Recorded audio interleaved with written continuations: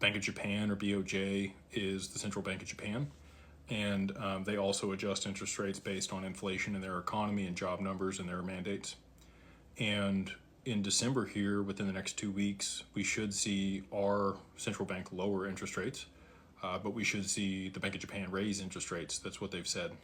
And we are continuing to see bond yields rise over there in Japan to levels that we haven't seen in over 20 years on the long end of the curve, and almost to points we've never seen in Japan's history on the really long end of the curve. I'm going to look up the 10-year yield here for you guys.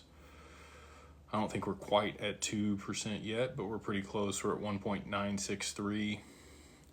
I've said the danger zone was between 1.5 and 1.6. We're way beyond the danger zone at this point, but we haven't seen like an aggressive move to the upside.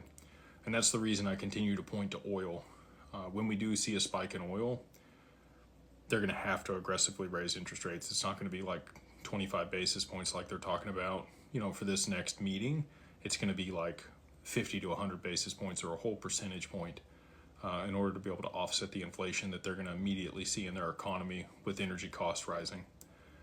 So, that's the only way that things are going to unwind at scale.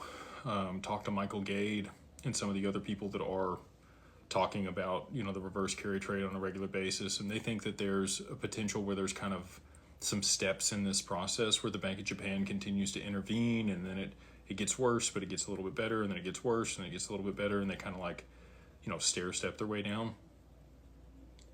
My thesis is the other way. I think it's just going to be a complete and total unwind. I don't think there's going to be a choice, because I think oil is going to happen, and I think they're going to have to aggressively raise interest rates, and that'll be their scapegoat.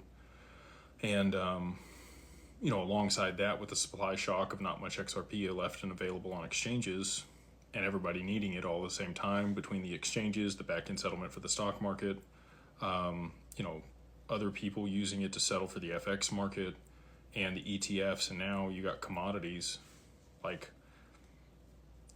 the amount of demand we're going to see for it all at one time is just going to be astronomical.